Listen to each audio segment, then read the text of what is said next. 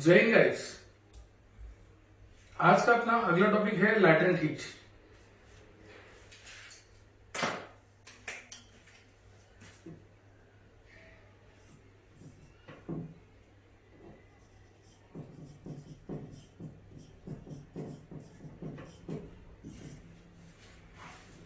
अब latent word की अगर बात करें तो लैटेंट का खुद में एक मतलब होता है हिडन।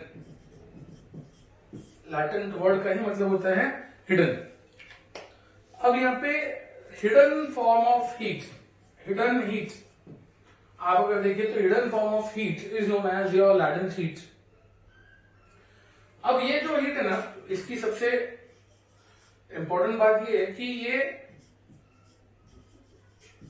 टेम्परेचर नहीं बढ़ाता।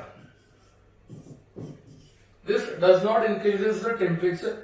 ये टेम्परेचर को बढ़ाने में मदद नहीं कर रहा है, बट ये जो चीजें मदद कर रहे हैं वो है आपका change of states. It helps in the process of change of state. तो सिंपल सी बात है, आप देख रहे हैं कि ये जो लैटेंट हीट है ये टेम्परेचर नहीं बढ़ा रहा है, बट ये क्या कर रहे हैं, it is helping in the state change of state. तो ये लैटेंट हीट से हम लोग दो डेफिनेशन अभी क्रिएट करने वाले हैं, that is latent heat of fusion, जहां पे भी स्टेट चेंज होने वाला है, और एक होगा आपका लैटेंट हीट ऑफ वेपोराइजेशन, इसमें भी स्टेट चेंज होने वाला है। अभी क्या है ये हम लोग देखने वाले वन बाय वन।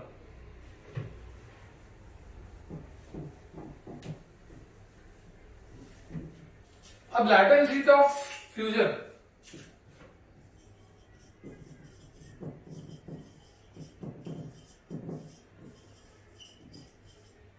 इसको अपने को समझना है।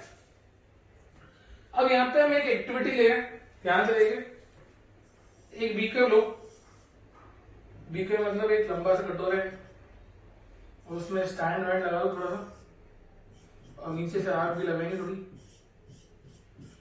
अब ये बर्निंग स्टार्ट करेंगे हम लोग, और उसमें आप देख रहे हैं कि आपने आइस लेना है, आइस, और इसमें आपने लगा दिया एक थर्मामीटर। क्या लगा दिया? थर्मामीटर, और साथ में एक स्टरर भी लगा दिया इसमें। तो आप देख रहे हैं ये है आपका स्टरर, ये है आपका आइस, ये है आपका बीकर, ये है आपका थर्मोमीटर, ठीक है, ये आपके स्टैंड, और ये आपका बर्नर। तो सिंपल सी बात है, आप देख रहे हैं कि ये सारी चीजें इसमें है अभी। अब अपने को करना क्या है? अब हमने क्या करना है कि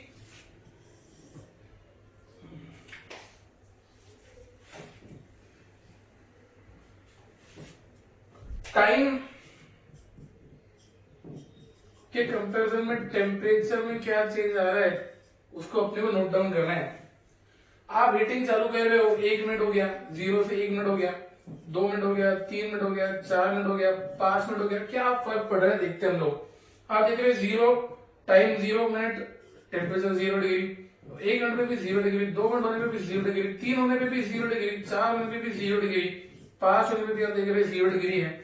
आप देख रहे हैं समय बीतता जा रहा है, बट टेम्परेचर में कोई चेंज नहीं आ रहा है। बट आप देख रहे हैं कि आप हीट कर रहे हो, बट थर्मामीटर जो है वो 5 मिनट होने के बाद भी 0 डिग्री ही बता रहे हैं। ऑल्दो आप हीट दे रहे हो, तो ये हीट जा रही है, दी जा रही है, बट आपको थर्मामीटर में दिख नहीं रही है। और ये दिख नहीं रही है, इसीलिए हम इसको क्या बोलते हैं? छुपी हुई हीट, मतलब हिडन हीट। हिडन हीट, और हिडन हीट का मतलब क्या है? Latent heat. तो जो हीट सप्लाई होने के बाद भी थर्मामीटर में दिख नहीं रही है, वो हीट होगी आपकी hidden heat, and that is your latent heat. अब यहाँ पे आप क्या देख रहे हैं कि जब आप हीट दे रहे हो, बट उसमें एक चेंज हो रहा है। चेंज ये हो रहा है, थर्मामीटर तो नहीं दिखा रहा है, बट आप देख रहे हो कि आपका ये जो आइस है वो धीरे धीरे मेल्ट होकर क्या हो चुका है? पानी। तो एक समय ऐसा आएगा कि आपका सारा आइस पानी हो जाएगा and your thermometer will still read 0 degree. That means आप देख रहे हैं 10 मिनट हो चुके हैं, आपका थर्मामीटर भी 0 डिग्री बता रहा है, बट ये फर्क है कि जब आपने यहाँ पे स्टार्ट किया था यू हैड व्हाट, आइस, और जब आप यहाँ पे आ जाओगे तो यू विल हैव वाटर। तो आप देख रहे हैं कि अभी जो पानी है ये पानी कितने डिग्री पे है, 0 डिग्री सेल्सियस पे, और 10 मिनट पहले थर्मामीटर क्या बता रहा है, 0 डिग्री पे, वो क्या था, आइस। तो अभी क्या हुआ है, सॉलिड का लिक्विड हुआ है, और जितनी भी एनर्जी आपने सप्लाई की है वो थर्मामीटर नहीं दिखा पा रहा, बट उससे एक चीज जो हुई है इस बीकर में कि आपका जो आइस है सारा मेल्ट होकर क्या बन गया, पानी बन गया। तो जो हीट आपने सप्लाई की वो यूज हुई for the purpose of what, state change, that is from solid to liquid, and conversion of solid to liquid को क्या बोलते हैं, फ्यूजन या मेल्टिंग। तो लैटेंट हीट ऑफ फ्यूजन या लैटेंट हीट ऑफ मेल्टिंग, इस पे से अपने को समझ में आना है। अब इसका एक परफेक्ट डेफिनेशन हम क्रिएट करें अभी। अब आप क्या देख रहे हैं, 10 मिनट के बाद जो है पानी 0 डिग्री पे था, और 10 मिनट के बाद आप हीटिंग करेंगे तो टेम्परेचर डेफिनेटली बढ़ेगा। सवाल ये आ रहा होगा मन में कि 10 मिनट के बाद क्या होगा, तो उसके बाद जब आप टेम्परेचर हीट देंगे तो टेम्परेचर 2, 3, 5, 10 ऐसा बढ़ते जाएगा। अब आप क्या देख रहे हैं कि इसका डेफिनेशन क्या है,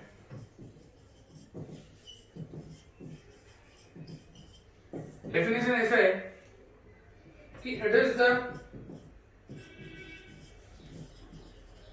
amount of heat energy required to convert 1 kg of ice into 1 kg of water at its melting point। Water के लिए करिए तो एट 0 डिग्री सेल्सियस। अब अगर हम देखें तो वाटर की बात करें तो मेल्टिंग पॉइंट क्या होगा, एट 0 डिग्री सेल्सियस। तो वाटर के लिए जो लैटेंट हीट ऑफ फ्यूजन का वैल्यू है that is 3.34 into 10⁵ joules per kg. That means इतनी अमाउंट ऑफ एनर्जी आपको लगने वाली है to convert 1 kg of ice into 1 kg of water. तो इसमें से आपको कंफ्यूजन क्या मिल रहा, एक सिंपल से एग्जांपल से हम लेते हैं। अगर समझो आपको कोल्ड ड्रिंक लेनी है, कोल्ड ड्रिंक पीना है, तो उसको ठंडा करना था अपने को, तो इमीडिएटली हम लोग क्या डालते हैं उसमें बर्फ। अपने फ्रिज में ठंडा पानी भी होता है, बर्फ भी होता है, दोनों समझो 0 डिग्री पे ही है, दोनों ठंडा एकदम, बट स्टिल आप ठंडा पानी ना यूज करते हो, बर्फ यूज करते हो, और बर्फ यूज करने के बाद जो आपका कोल्ड ड्रिंक है वो ज्यादा कोल्ड होता है एज कम्पेयर टू ठंडा पानी। तो ऐसा क्यों, बिकॉज आप क्या देख रहे हैं कि जो आइस है और जो वाटर है, ये दो स्टेट हम बात करें, ice at 0 degree Celsius and water at 0 degree Celsius.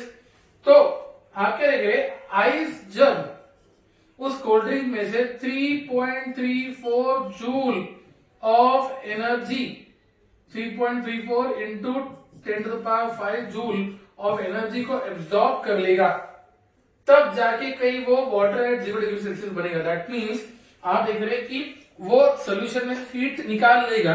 Heat निकालेगा मतलब क्या, उसको ठंडा करेगा। तो दैट मीन्स आप क्या देख रहे हैं, आइस सोल्यूशन के अंदर से इतनी हीट निकाल देगा, दैट मीन्स उसको इतना ठंडा करने के बाद वाटर लेवल पे आएगा।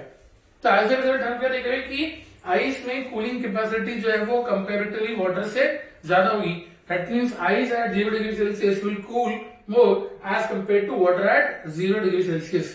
ये आप याद रखेंगे, ठीक है। Why, because ice has low amount of energy as compared to water at 0 degree Celsius, as compared to water at 0 degree Celsius.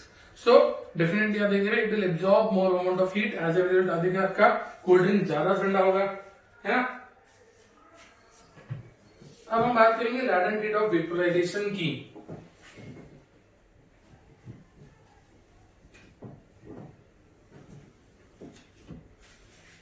Latent heat of vaporisation,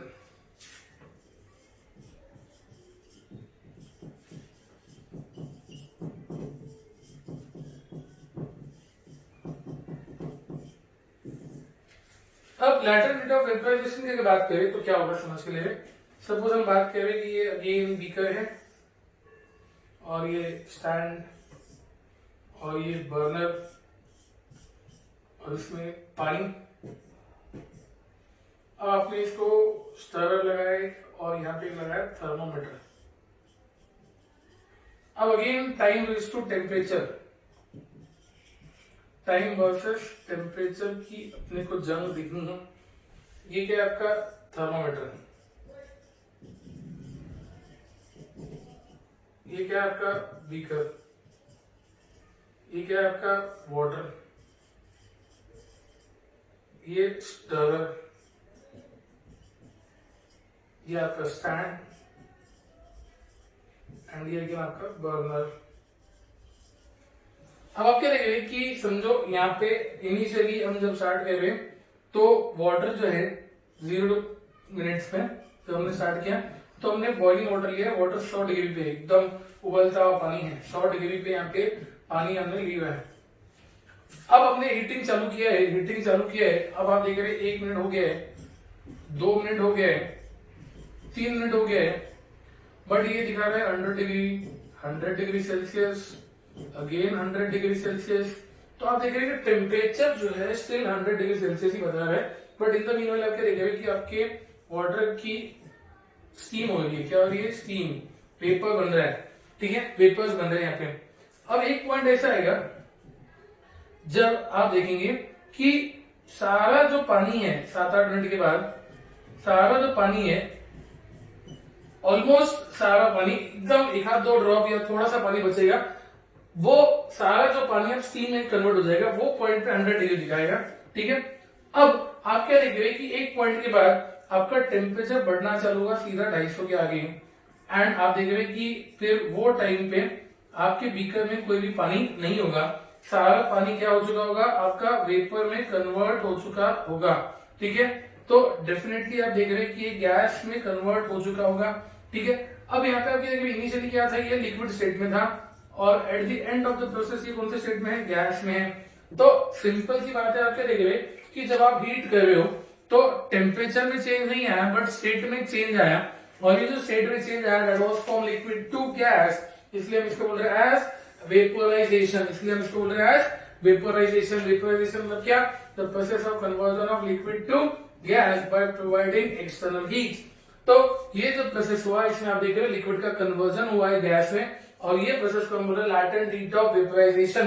latent heat of vaporisation, जहां पे आप देख रहे हैं लिक्विड का conversion हो रहा है into the gas with supply of heat, यहाँ पे स्टेट चेंज हुआ है।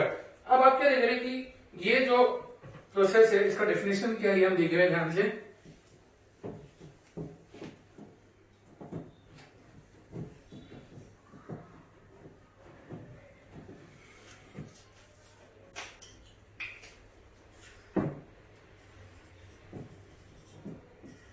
Latent heat of vaporization. It is the amount of heat energy required to convert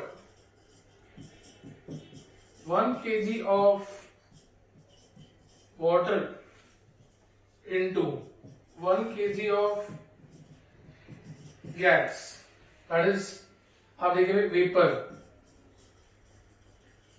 अब वाटर की जगह आप लिक्विड भी यूज कर सकते हैं। एट इट्स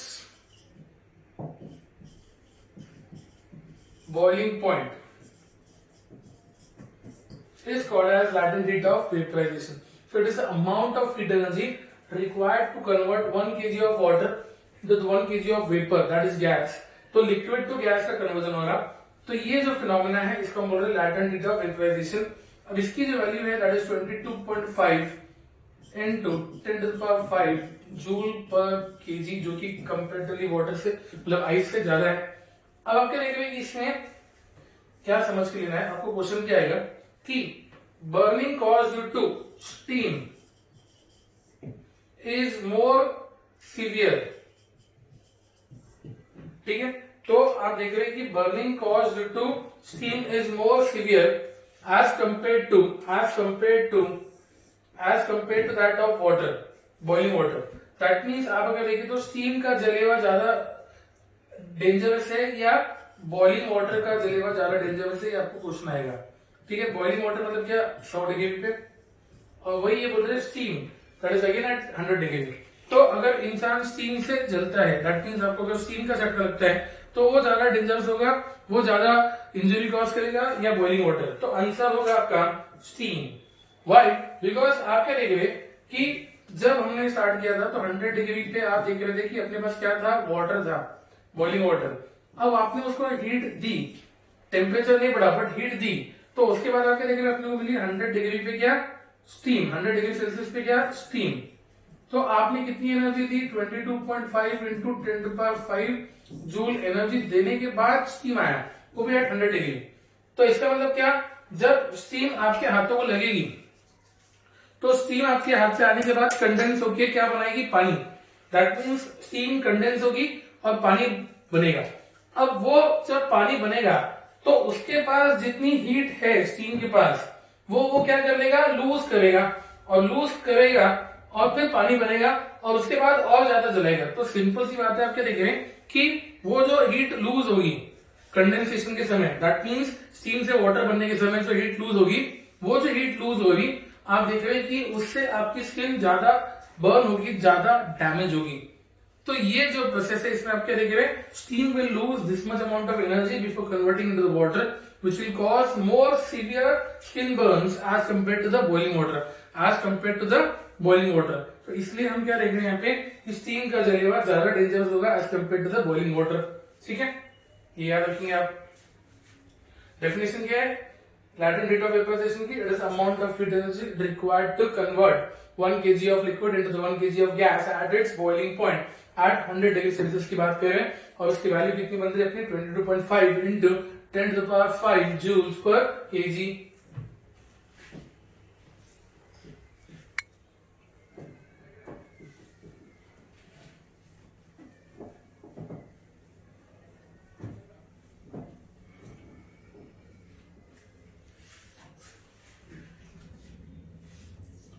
अब हम बात करेंगे इफेक्ट ऑफ प्रेशर की।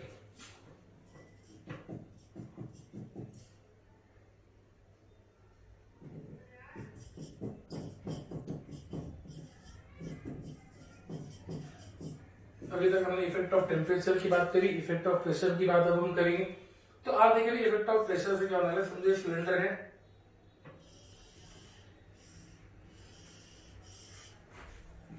सिलेंडर नंबर 2 और ये cylinder number 3।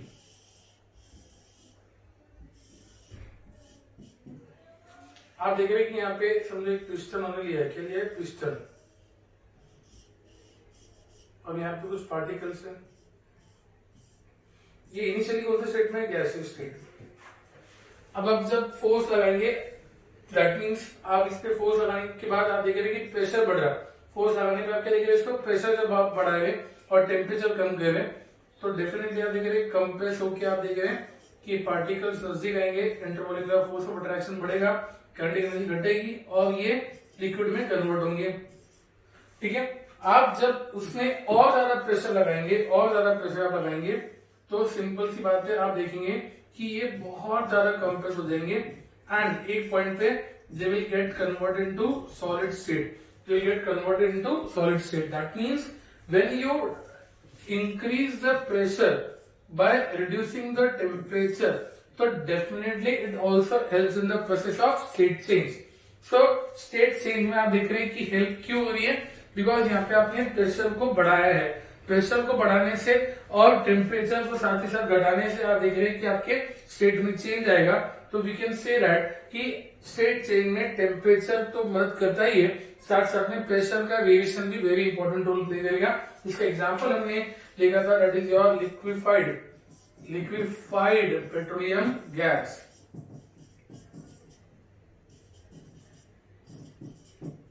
And compressed natural gas, CNG gas. ठीक है, तो आप देख रहे हैं कि अपने ये दोनों एग्जांपल्स पहले डिस्कस किए हुए हैं।